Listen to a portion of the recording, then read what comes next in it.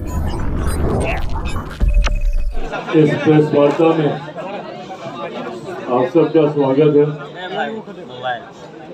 इस प्रेस वार्ता में वैसे मुझे मौजूद नहीं होना था, पर क्योंकि अभी तुरंत प्राप्त जो जानकारी हुई है उस वजह से मैं खुद आप लोग के समक्ष आया हूं, क्योंकि ये विषय था जिसको प्रमुखता से मैंने, मेरी पार्टी लोक जनशक्ति पार्टी रामविलास ने उठाने का काम किया था। और जब मैंने इस विषय को उठाया था या इस विषय पर अपनी असहमति दर्ज कराई थी, मैं लेटरल एंट्री की बात कर रहा हूं, जो सरकार में विभिन्न पदों को लेकर जो नियुक्तियां निकाली गई थी और जिसमें आरक्षण के प्रावधानों का ध्यान नहीं रखा गया था, इसके खिलाफ मैंने, मेरी पार्टी लोक जनशक्ति पार्टी रामविलास ने प्रमुखता से अपनी आपत्ति को दर्ज कराने का काम किया था। पर जहां एक तरफ मैंने अपनी आपत्ति को दर्ज कराया था, वहीं दूसरी तरफ ये विश्वास भी मैंने मेरे प्रधानमंत्री आदरणीय नरेंद्र मोदी जी के पक्ष में जताया था कि सामाजिक न्याय की लड़ाई में मजबूती से समाज के हर वर्ग का ध्यान देने की दिशा में अगर आज की तारीख में कोई एक नेता, कोई एक व्यक्ति कार्य कर रहा है तो वो हमारे प्रधानमंत्री आदरणीय नरेंद्र मोदी जी हैं। ऐसे में कल जब मैंने इस बात का मैंने विरोध भी किया था कि लेटरल एंट्री में आरक्षण के प्रावधानों का ध्यान नहीं रखा गया है, उस वक्त साथ ही में मैंने इस बात को भी कहा था कि मजबूती से सरकार के समक्ष, मेरे प्रधानमंत्री जी के समक्ष मैं इस बात को रखने का काम करूंगा। सरकार का अंग हूं, कई ऐसी बातें हैं जो सार्वजनिक तौर पर कहने में मैं सामर्थ नहीं हूं। सरकार का अंग होने के नाते सरकार का संरक्षण करने की भी एक बड़ी जिम्मेदारी मेरे कंधों पर है। पर हाँ, कई ऐसे विषय हैं जहां पर असहमति होती है, पर असहमति को दर्ज कराने के लिए भी सरकार के भीतर मुझे एक मंच मुहैया कराया गया है, जहां पर अक्सर ऐसे विषयों को प्रमुखता से मैं रखने का काम करता हूं। जैसे ही ये लेटरल एंट्री वाला मामला हम लोग के संज्ञान में आया, उसी वक्त से मैंने लगातार अलग अलग जगहों पे कंसर्न अथॉरिटीज के सामने मैंने अपने इस विषय को रखा। प्रधानमंत्री जी के समक्ष मैंने इन बातों को प्रमुखता से रखा। उनके संज्ञान में अनुसूचित जाति, जनजाति, पिछड़ा वर्ग के लोगों के तमाम चिंताओं को मैंने रखने का काम किया। लगभग पिछले 1.5-2 दिन से लगातार मैं खुद प्रधानमंत्री जी के और प्रधानमंत्री जी का कार्यालय मेरे संपर्क में रहा। उन्होंने इस विषय से जुड़े हुए हर बिंदु पर मुझसे चर्चा करने का उन्होंने काम किया। समय समय पर जो दस्तावेज भी उनको मुहैया कराने की जरूरत पड़ी, पिछले 1.5-2 दिन में मैंने उनको तैयार कर प्रधानमंत्री कार्यालय पीएमओ में भी मैंने भेजने का काम किया, इस विश्वास के साथ कि प्रधानमंत्री जी जब इस विषय की गंभीरता को समझेंगे और वो समझेंगे निजी क्षेत्र में आरक्षण की व्यवस्था नहीं है, ऐसे में सरकारी क्षेत्र में कोई भी नियुक्ति होती है, किसी भी तरीके की नियुक्ति होती हो, ऐसे में सरकार को आरक्षण के नियमों का पालन करना चाहिए। ये मांग लोक जनशक्ति पार्टी रामविलास की रही है हमेशा। विपक्ष जो आज की तारीख में इसको लेकर हो हंगामा खड़ा करने का कार्य कर रहा है, ये प्रेसिडेंट्स भी विपक्ष की सरकारों के दौरान ही खड़े किए गए हैं। इन्हीं लोगों ने कई ऐसी नियुक्तियां की हैं, भले आवाज वैसे भी आई रही हो, भले वो कांग्रेस की सरकार हो या कांग्रेस के नेतृत्व में अलग अलग समूह, अलग अलग समय में बनी गठबंधन की सरकारें हो। इससे पूर्व भी कई ऐसे उदाहरण रहे हैं जहां पे लेटरल नियुक्तियां की गई हैं, जिसके तहत डायरेक्ट उन पदों पर बिना आरक्षण के प्रावधानों का ध्यान रखे हुए नियुक्तियां कराई गई। और आज जब हमारी सरकार के द्वारा इस तरीके का विज्ञापन आया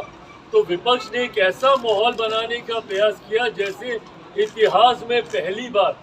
ऐसा हो रहा हो।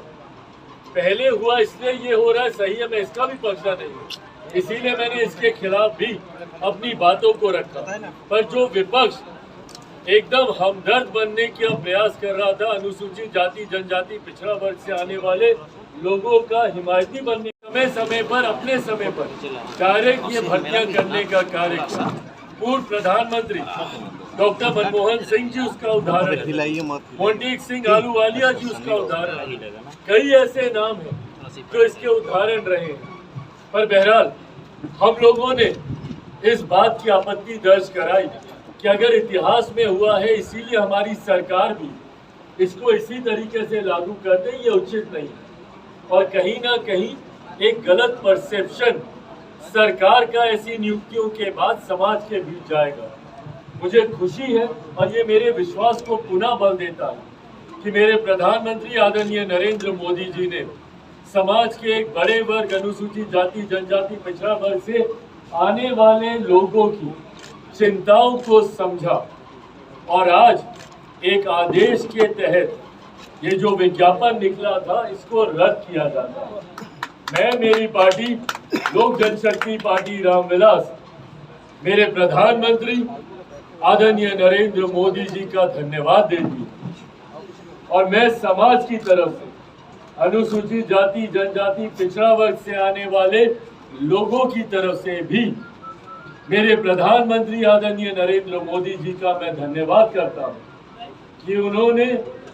एक बड़े वर्ग की चिंता को सम्मान देने का काम किया और जो ये नियुक्ति निकाली थी उसको रद्द करके पुनः उन्होंने इस समाज का विश्वास जीतने का काम किया। ये पत्र थोड़ी देर में आप सबके साथ मैं साझा भी कर दूंगा। इस पत्र के माध्यम से यूपीएससी चेयरमैन को ये निर्देशित किया जाता है डॉक्टर जितेंद्र सिंह जी के द्वारा, जो कि एमओएस है पीएमओ के, उनके द्वारा ये निर्देशित किया जाता है चेयरमैन यूपीएससी को। और इसमें कहा जाता है कि जो एडवर्टीजमेंट निकाला है वो प्रधानमंत्री जी के this aspect needs to be reviewed and reformed in the context of Honorable Prime Minister's focus on assuring social justice. Hence, I urge the UPSC to cancel the advertisement for the lateral entry recruitment issued on 17/8/2024. ये पुनः मेरे प्रधानमंत्री जी के संकल्प को दोहराता है, उनके समर्पण को दोहराता है। सामाजिक न्याय में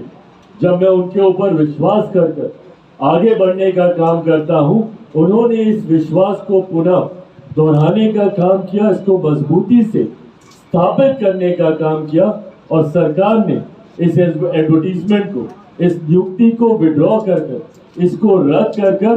पुनः ये साबित किया है कि मेरी सरकार, मेरे प्रधानमंत्री आदरणीय नरेंद्र मोदी जी पूरी तरीके से समाज के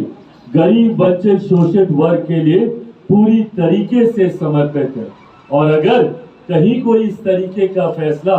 सरकार की तरफ से लिया जाता है जो मेरे प्रधानमंत्री जी के संज्ञान में आता है, उसको भी प्रधानमंत्री जी सुधारने के लिए मजबूत कदम उठाने की क्षमता रखते हैं। ये प्रधानमंत्री जी ने पुनः दर्शाया। कुछ दिनों पहले सुप्रीम कोर्ट में क्रीमी लेयर के प्रावधानों का जिक्र किया गया था अनुसूचित जाति को लेकर, शेड्यूल कास्ट को लेकर। उसमें यह कहा गया था कि क्रीमी लेयर के प्रावधान इसमें बनाए जाने चाहिए। मैंने भी उसमें आपत्ति दर्ज की थी, मेरी पार्टी ने भी अपनी आपत्ति दर्ज की थी, क्योंकि जब आप अनुसूचित जाति की बात करते हैं,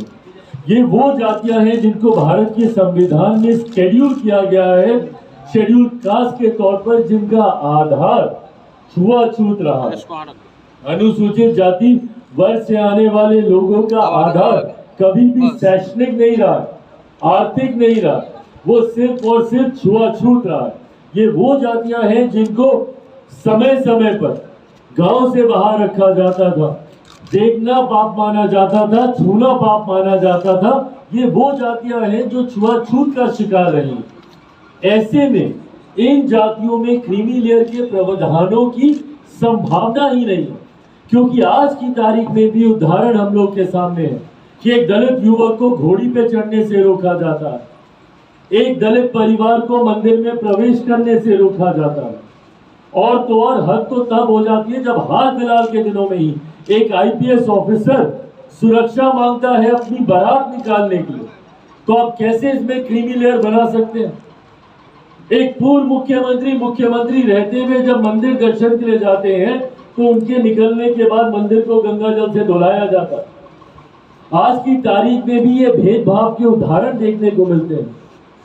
तो कैसे इसमें क्रीमी लेयर का प्रावधान हो सकता है? और इस बात को भी मैंने प्रमुखता से कैबिनेट मीटिंग में रखने का काम किया, और मुझे खुशी है कि प्रधानमंत्री जी ने भी तुरंत उसी कैबिनेट मीटिंग के बाद क्रीमी लेयर की जो संभावनाएं माननीय न्यायालय के द्वारा जताई गई थी उस पर सरकार की तरफ से अपना रुख स्पष्ट करने का काम किया। समय समय पर मेरे प्रधानमंत्री जी के द्वारा उठाए गए ये कड़े फैसले दर्शाते हैं कि विपक्ष जो एक माहौल तैयार करने का प्रयास कर रहा है, और ये अभी से नहीं, एक लंबे समय से विपक्ष की पूरी राजनीति ही अब सीमित हो गई है इस बात पर आकर कि कैसे हमारी केंद्र की सरकार हमारे प्रधानमंत्री जी को सिर्फ आरक्षण संविधान के नाम पर घेरने का काम किया, जबकि समय समय पर हमेशा मेरे प्रधानमंत्री जी और मेरी सरकार ने अपनी प्राथमिकताओं को दर्शाने का काम किया, और वो समाज के इन्हीं वर्गों के प्रति है जो आज भी मुख्य धारा के साथ नहीं जुड़ पाए हैं। ऐसे में विपक्ष जो भ्रम फैलाने का काम करता, पूरा चुनाव इन्होंने इसी झूठ के सहारे लड़ने का काम किया, आरक्षण समाप्त हो जाएगा, संविधान समाप्त हो जाएगा। अभी पिछले 2-3 दिन से जब से ये एडवर्टीजमेंट निकला अभी तो कोई नियुक्ति नहीं हुई, कुछ नहीं हुआ। एक ऐसा माहौल तैयार कर दिया कि सरकार पूरी तरीके से दलित विरोधी है, पिछड़ा विरोधी है, और ये लोग बात करते हैं दलितों की, ये लोग बात करते हैं पिछड़ों की।